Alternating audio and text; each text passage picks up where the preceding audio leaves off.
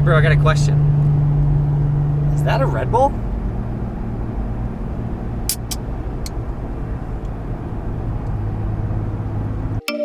Oh, you make me wanna talk back to you. Say it like that. If I hate you, then find someone new. Baby, but you know I never will.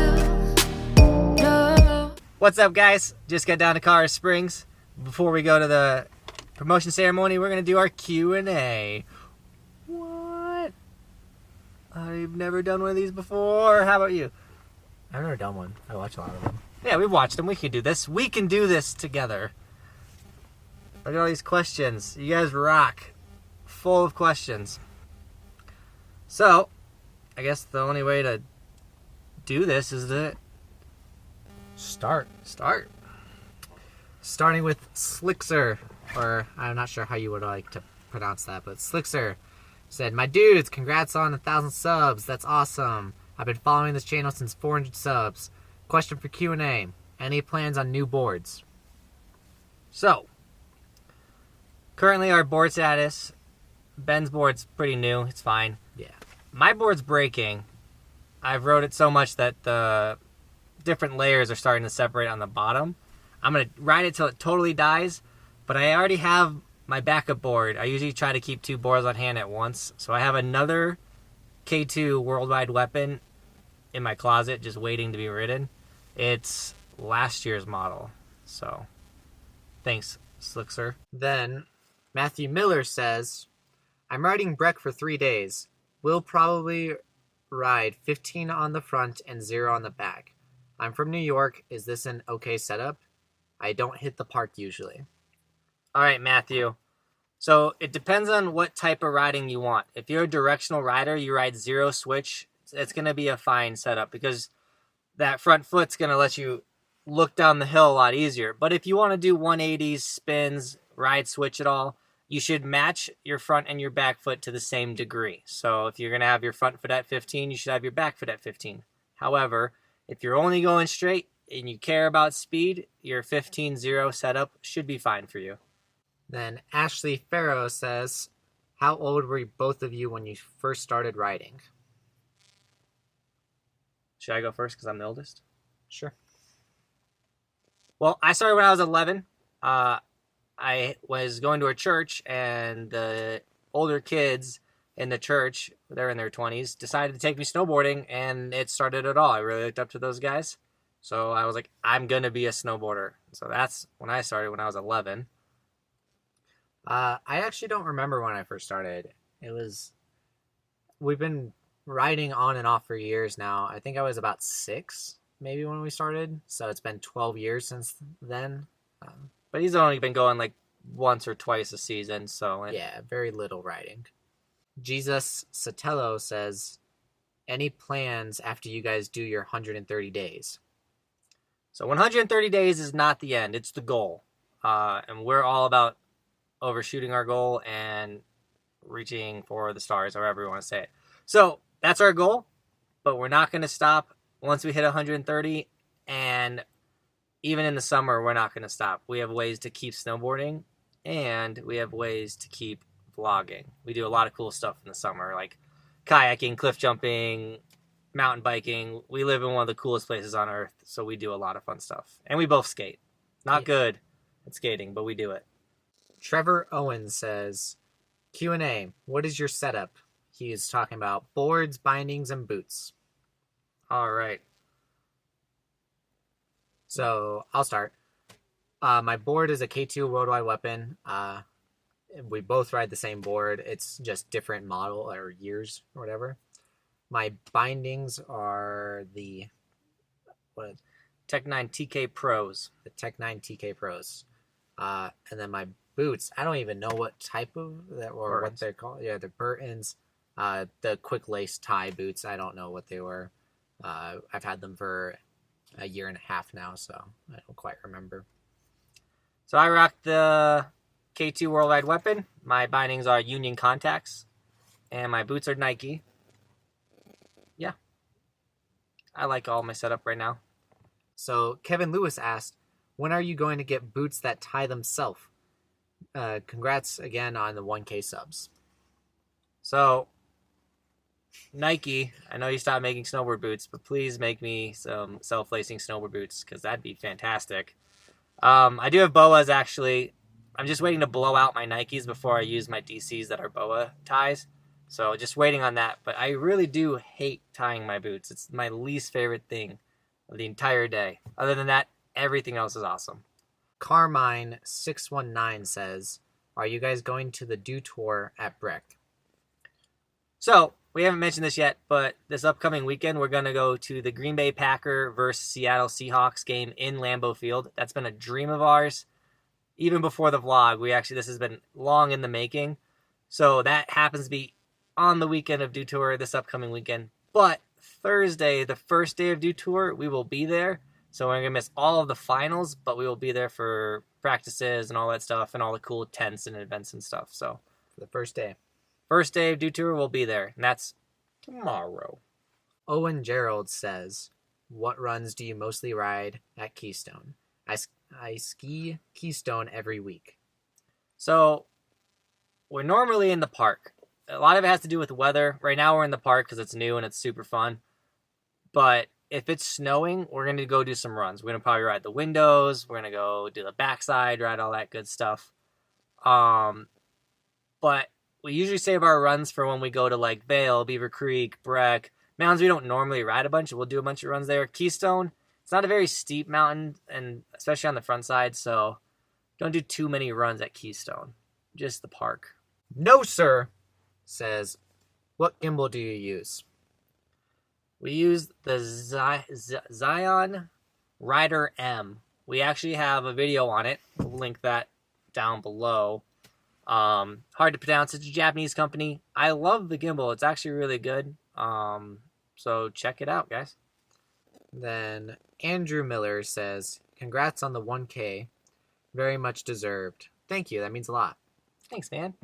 Then, are you guys planning to do bowls when they open? Example, Imperial Chair at Breck. If it's not windy, I don't know if you've ever been up there on a windy day. That's awful. But yeah, we'll do bowls. It's not my favorite type of riding, but I mean, if the snow's good enough, I mean, who can't not want to run up to the top of Imperial and get some pow? So yes, we're gonna go all around the mountain. Not a daily thing for us. Jack Rafferty? Sorry, I don't know. Yep. Jack Rafferty says, would you recommend if you are moving to Colorado to work at the resort or get another job somewhere else? That is a great question, and there's two answers. If you want to snowboard every single day, I would not work for the resort because you will be working when the resort is open. Also, you'll make more money if you don't. The resorts don't pay well at all. You're going to make about $8, $9 an hour, where a lot of the surrounding businesses will pay $13 to $15 an hour. So if you want to ride every day and have money, then go for not working at the resort. But the problem is you're going to be paying more for living. Your rent is going to be a lot more. But if you want the easy way in, working for the resort is the easiest way to get to the county, at least Summit County.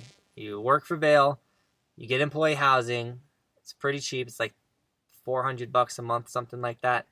You're not going to make any money, and you can only ride on your weekends. Normally, people that like to party a lot go that route. So if you do like to party, you're going to meet a lot of people really quick. That's another route to go.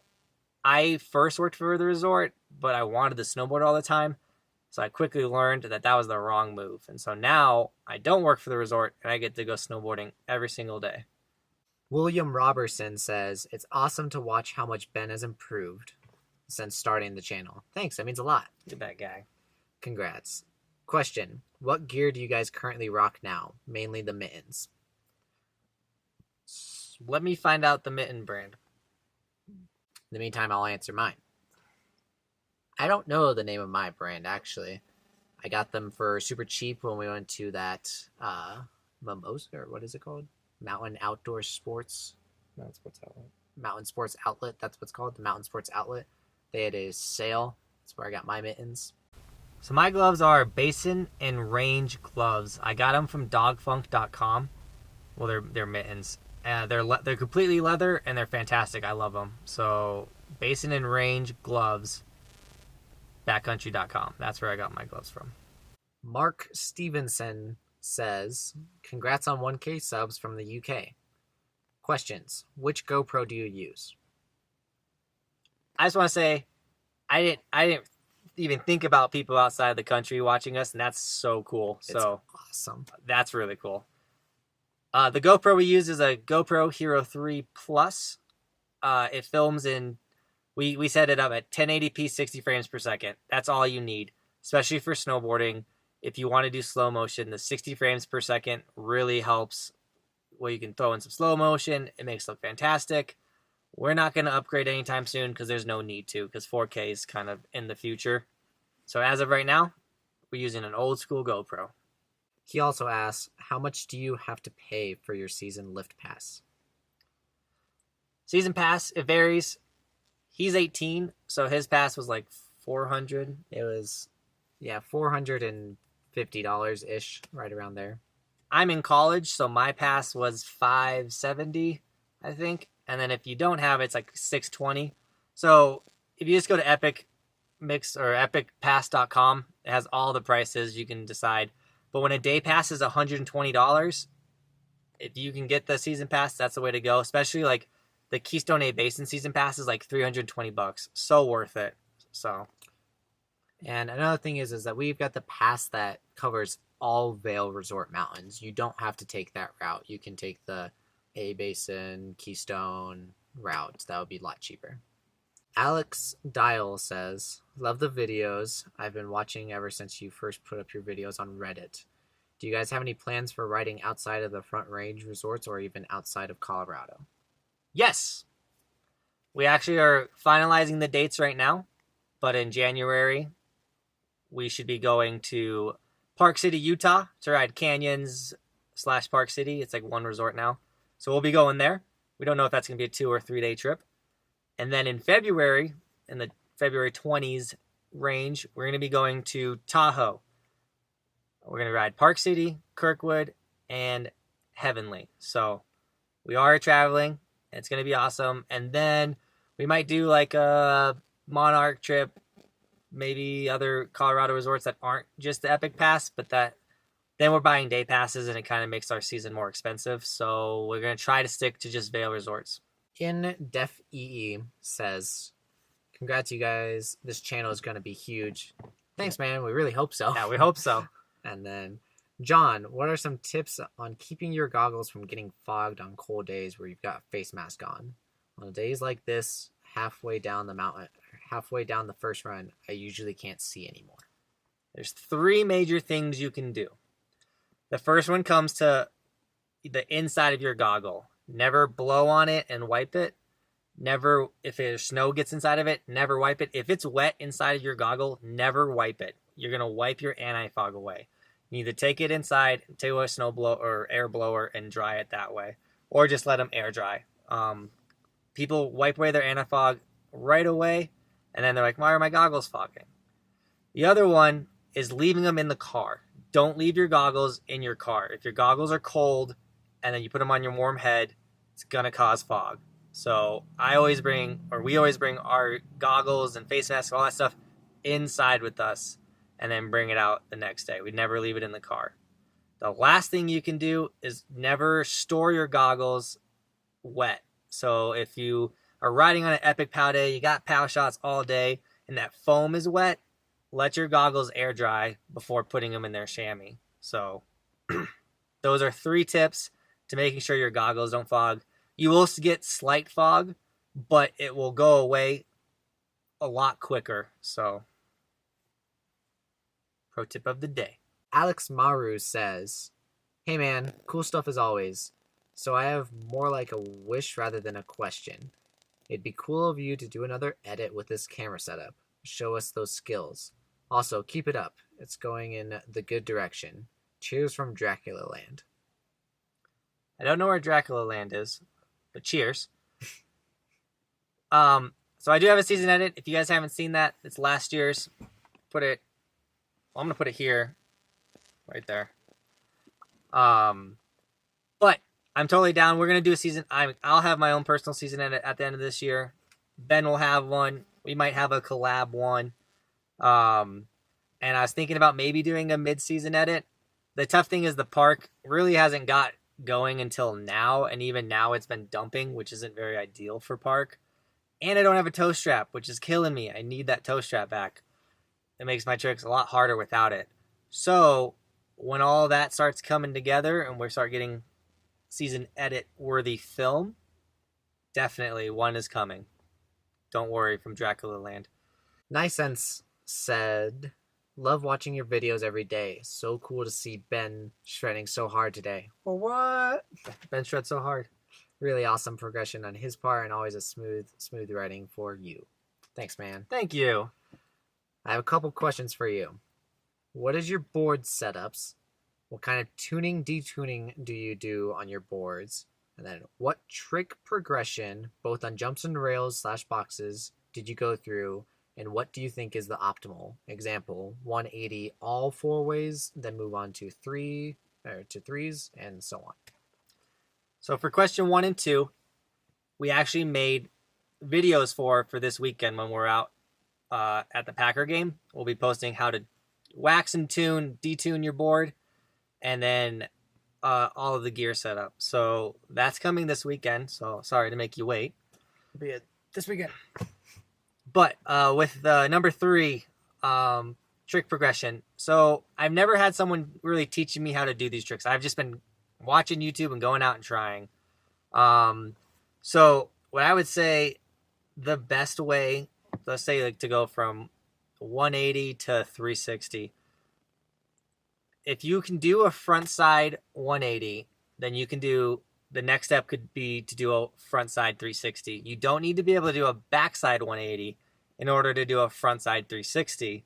You just need to be able to do a front side 180 until you can kind of see that next step in the rotation, and then you go for it. Trick tip videos are fantastic. We hope to make some eventually. But I wouldn't just go straight for 360. Do 180s first, then try the 360 in whatever direction feels most comfortable for you. I love backside 360s. Backside anything. I started with backside, where like Ben starting with front side. So it's all what's comfortable. Dylan Baker has quite a bit of questions for us. Says, whoa, that's a lot of questions. So, how do you become interested in snowboarding? I looked up to people. Like I said, the guys that took me to go snowboarding when I was little, I wanted to be nothing more than them. They were the coolest guys in the world. And so I was like, I'm doing it. I'm going to be a snowboarder. And I feel like I'm accomplishing that goal, but always evolving, never stopping. He also asks, how far do you wish to take snowboarding? Events or contests or anything like that? So I do rail jams when I'm not going to not do a rail jam or a contest. As for being like X Games Dew Tour, that's going to be beyond me. I'm too old to get into that, I would say. Just at the level of 15-year-olds doing triple corks, and I can only do backflips. It's kind of like, gotta be realistic. But I don't think there is a limit on what I can do with snowboarding, or we can do it for snowboarding. It's just going to be different when it comes to the contest scene. Who is your favorite pro rider? Seb Toot. He's so good. He's so clean. If you have not watched Seb Toot snowboard, do so. He's amazing. About how long does it take to edit each video? If everything goes right, an hour and a half. If the program crashes on me, the film doesn't, I have to upload the film twice because it deletes. Kyle then asks, what made you want to start the 130-day challenge? So the vlog was Ben's idea. He was like, we got to vlog this, which is a great idea. I was like, yeah, I want to remember this time together because we're brothers forever. Let's do the vlog. And then we were just sitting there, we're like, we gotta make it interesting. Like, we need a challenge. And so then I was always about the epic mix and the days and stats and stuff like that. And I was like, well, let's try and hit 130 days this season. And that's how we came up with the challenge. Ben brought up the vlog. I thought of the challenge. We made it together. Now we're here. And now we're here with you guys. Chris Scott says, Johnathan, I just subscribed.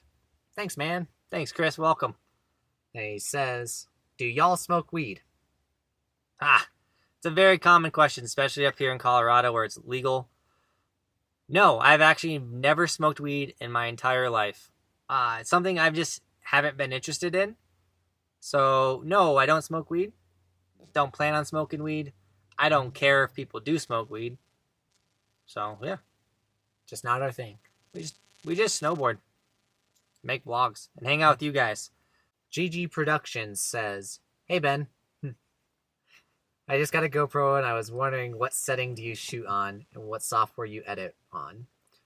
One last thing is that if I was filming at 4K 15 frames per second versus 2.7K 30 frames per second versus 1080p 60 frames per second, which setting would be more optimal for filming a run? I'm going to answer this one because he asked me. So Johnathan does all the editing, but I did convince him to edit on the iMovie on the Mac. So that's what we use to edit the vlogs. We do film on the 1080p 60 frames per second, as he mentioned earlier. And for the second half of your question, when it comes to action sports like snowboarding or skateboarding or anything like that, the more frames, the more smooth it's going to look. So you're going to want to go with the 1080p 60 frames per second, especially because 4K is more down the line right now. I know it's right now, but at the same time, you need a TV or a monitor to even see it. So it's not really even worth it, you know, because most TVs right now only get the 1080p, stuff like that. So I'm going to recommend do the 1080p 60 frames per second. Frames per second. That's what you want. Indeed. All right, guys. That's all the questions we got for now. Loved them. They were great questions. Really appreciate it. Love the feedback. Love you guys' interest. I hope this helped. Remember, this weekend, we're going to see the Packers play in Lambeau Field. So we're going all the way to Wisconsin from Colorado. So we'll ride tomorrow, and then we'll be off for 4 days. But we got videos planned. We're going to post them. So still tune in. Check those ones out. And as always, guys, thanks for watching. Keep evolving. Oh, and if you missed day 41, put it over here with me, not with Ben. Sorry, Ben. We also saw all the other comments from you guys saying congrats on 1K. It means a lot. You know, we really appreciate that. It's all, you know, this is all for you guys. You guys, you know, inspire us to continue making these videos. And on that note, we're out.